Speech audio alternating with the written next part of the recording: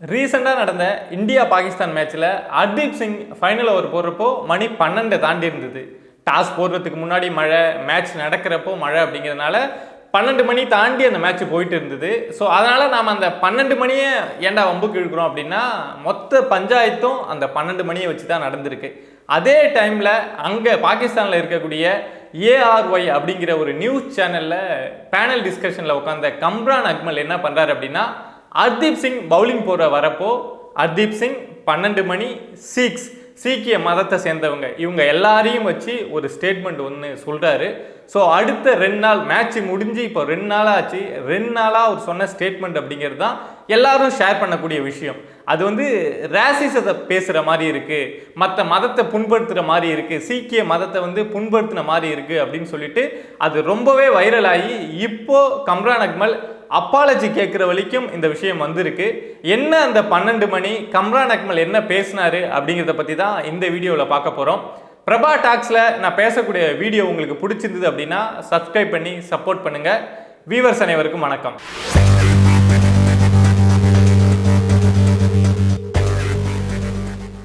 இந்த ஹோல் கண்டென்ட்டும் 12 மணியை பேஸ் பண்ணி இருக்கிறதுனால இந்த 12 மணிக்கும் சீக்ஸுக்கும் என்ன சம்பந்தம் அப்படின்னு பார்க்கணும் அப்படின்னா சின்னதாக ஒரு பேக் ஸ்டோரியை நம்ம தெரிஞ்சுக்கணும். முகல்ஸ் ஒரு பிக்கஸ்ட் எம்பரர் அப்படின்னா அவுரங்கசீப் நமக்கு தெரிஞ்சிருக்கும்.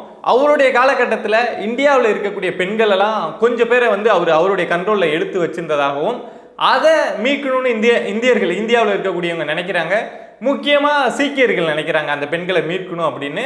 ஸோ அவுரங்கசீப்புக்கு எதிராக வந்து ஒரு டீம் ஃபார்ம் பண்ணுறாங்க அந்த பெண்களை மீட்பதற்காகவே. ஸோ ஃபார்ம் பண்ணிட்டு அவ்வளோ பெரிய அவுரங்கசீப் படையை கூட எதிர்த்து சண்டை போடணும் அப்படின்னா அது வந்து சாத்தியம் கிடையாது. அப்படிங்கிறதுனால நைட் நேரத்தில் போனால் நம்ம சண்டை போட்டு அவங்கள மீட்கலாம் அப்படின்னு சொல்லிட்டு நைட்டில் போயிட்டு அவங்களுக்கு எதிராக சண்டை போடுறது அப்படிங்கிற விஷயத்த தொடங்குறாங்க. அது ஒரு 12 மணிக்கு மேலே, இரவு 12 மணிக்கு மேலே இவங்க போகிறது, அவங்க கூட சண்டை போடுறது அப்படிங்கிற விஷயம் நடந்திருக்கு. இதை பார்த்தோம் அப்படின்னா இது ஒரு வீரமான சம்பவம் தான். அப்போது அந்த காலகட்டத்தில் இது ஒரு பெரிய வீரமான சம்பவம்.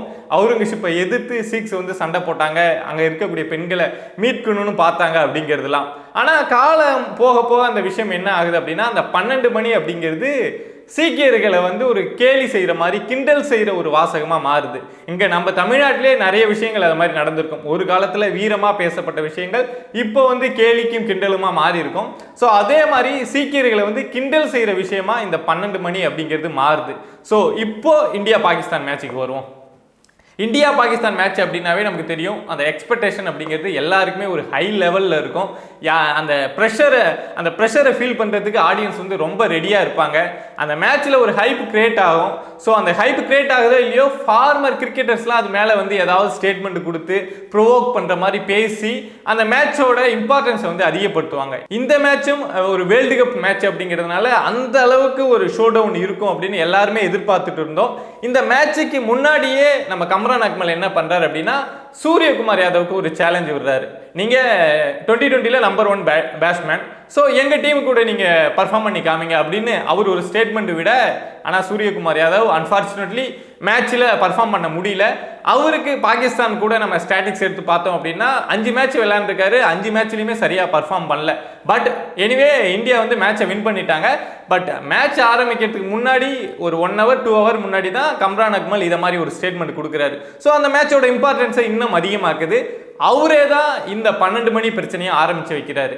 அதாவது கடைசி ஓவருக்கு பாகிஸ்தானுக்கு 18 ரன் வேணும். ஹர்தீப் சிங் வந்து பவுலிங் போட வராரு.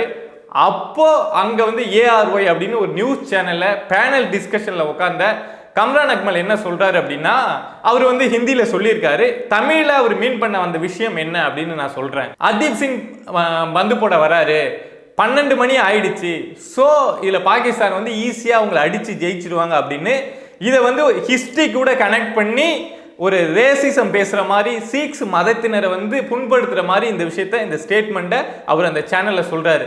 பொதுவாக காமனாக பார்க்குறவங்களுக்கு அது என்னத்தை மீன் பண்ணி சொன்னார் அப்படின்னு தெரியாது. பட் நம்ம ஹிஸ்ட்ரியை எடுத்து பார்க்குறப்போ இவர் இது கூட கனெக்ட் பண்ணி, இது வந்து சீக்கிய மதத்தினருக்கு தெரியும். ஏன்னா அவங்க தொடர்ச்சியாக இந்த 12 மணி அப்படிங்கிறது அவங்களுடைய ஸ்டேட்டில், அவங்களுடைய மதத்தில் அப்படிங்கிறது ஒரு கேலி கிண்டலுக்கான விஷயமா இருக்கிறதுனால இது ஈஸியாக அவங்க கனெக்ட் பண்ணிப்பாங்க. நாம ஒரு தமிழ் பீப்புளா இல்லை ஒரு மலையாள பீப்புளா இருந்து பார்க்குறப்போ 12 12 மணியும் கம்ரான் அக்மல், ஹர்தீப் சிங் அந்த நேரத்தில் சொன்ன ஸ்டேட்மெண்ட்டுக்கு என்ன அர்த்தம்னு புரியாது. பட் இதை ஈஸியாக புரிஞ்சுக்கிட்ட சில சீக்ஸ் என்ன பண்ணுறாங்கன்னா, இது தொடர்பாக கம்ரான் அக்மல் பேசினதுக்கு ரொம்ப எதிர்ப்பு தெரிவிக்க ஆரம்பிக்கிறாங்க. பாகிஸ்தானில் இருக்கக்கூடிய சில ஃபார்மர் கிரிக்கெட்டர்ஸ் கூட கம்ரான் இப்படி பேசியிருக்க கூடாது அப்படின்னு சொல்கிறாங்க. இங்கே சீக்ஸ் மதத்தில் இருக்கக்கூடிய நிறைய பேர் கம்ரான் அக்மல் பேசின விஷயத்த இங்கே ஷேர் பண்ணி அது வைரல் ஆக ஆரம்பிக்குது. நம்ம குறிப்பாக பார்த்தோம் அப்படின்னா, ஹர்பஜன் சிங் கம்ரான் அக்மல் பேசின அந்த ஸ்டேட்மெண்ட் வீடியோவை கட் பண்ணி எக்ஸ் தளத்தில் பதிவிட்டு என்ன இவருடைய தரப்பு ஆதங்கத்தை என்ன சொல்லியிருக்காரு அப்படின்னா, you should know the history of Sikhs before you open your filthy mouth. We Sikhs saved your mothers and sisters when they were abducted by invaders. That time invariably was 12 o'clock. Shame on you guys. Have some gratitude அப்படின்னு ஒரு Twitter போறாரு. இது ரொம்ப share ஆகுது. ஹர்பஜன் சிங்லாம் இந்த விஷயத்தை டைரக்டாக கையில் எடுத்து பேச ஆரம்பிச்சதுக்கு அப்புறம் இந்த விஷயத்தால் சீக்ஸ் எந்த அளவுக்கு பாதிக்கப்படுவாங்க, இது ஒரு மதத்தை சேர்ந்தவங்களை எந்த அளவுக்கு புண்படுத்துகிற மாதிரி இருக்கும் அப்படிங்கிற விஷயத்தெல்லாம் பேச ஆரம்பித்ததுக்கு அப்புறம் கம்ரான் அக்மல் இப்போ நேரடியாக வருத்தம் தெரிவித்ததோடு இல்லாமல் அவருடைய அப்பாலஜியும் கேட்டிருக்காரு. கண்டிப்பாக இந்த விஷயம் ஒருவேளை கம்ரான் அக்மல் அப்பாலஜி கேட்காம இருந்திருந்தார் அப்படின்னா இன்னும் ஒரு பெரிய டிஸ்கஷனாக போயிருக்கும். இன்னும் அடுத்து ஏன்னா இது ஒரு மதம் சார்ந்த விஷயம் அப்படிங்கிறதுனால அதை ஈஸியாக யாரும் கடந்து போக மாட்டாங்க. நம்ம வெளியிலேருந்து பார்க்குறப்போ அதை ஈஸியாக எடுத்துப்போம். பட் அங்கே இருக்கக்கூடிய சீக்ஸுக்கு தொடர்ச்சியாக அந்த 12 மணியை வச்சு அங்கே இருக்கக்கூடிய கிண்டல் பண்ணுறாங்க அப்படிங்கிறத தாண்டி இது ஒரு பாகிஸ்தான் வரைக்கும் நம்மளை கிண்டல் பண்ணுறாங்க அப்படிங்கிறப்போ அது அவங்களுடைய மதத்தையும் அவங்களுடைய நம்பிக்கையும் அவங்களுடைய உணர்வையும் ஒரு புண்படுத்தக்கூடிய விஷயமா இருந்திருக்கும். ஆனால் இப்போது கம்ரான் அக்மல் நேரடியாக அப்பாலஜி கேட்டது அப்படிங்கிறது கண்டிப்பாக இந்த விஷயத்தில் எல்லாருமே ஒரு அப்ரிஷியேட் பண்ணலாம். ஒரு தெரிஞ்சோ தெரியாமலோ ஒரு ஸ்டேட்மெண்ட் சொல்லிட்டாரு, அதுவும் லைவ் கமெண்ட்ரி போயிட்டு இருக்கப்போ இந்த ஸ்டேட்மெண்ட் வந்துடுச்சு. அந்த வார்த்தை இன்கேஸ் தெரியாமல் கூட வந்திருக்கலாம், இல்லை ஏதோ ஒரு எமோஷனலில் கூட வந்திருக்கலாம். ஆனால் வந்ததுக்கப்புறம் நம்ம சொன்னது தப்பு தான், அது மக்களோட மனசை புண்படுத்துது அப்படிங்கிறப்போ இறங்கி சாரி கேட்குறது அப்படிங்கிறது கண்டிப்பாக ஒரு அப்ரிஷியேட்டான ஒரு விஷயம்தான். நீங்கள் என்ன ஃபீல் பண்ணுறீங்க அப்படின்னு கமெண்ட் பாக்ஸில் கமெண்ட் பண்ணுங்கள். Will see you on next video.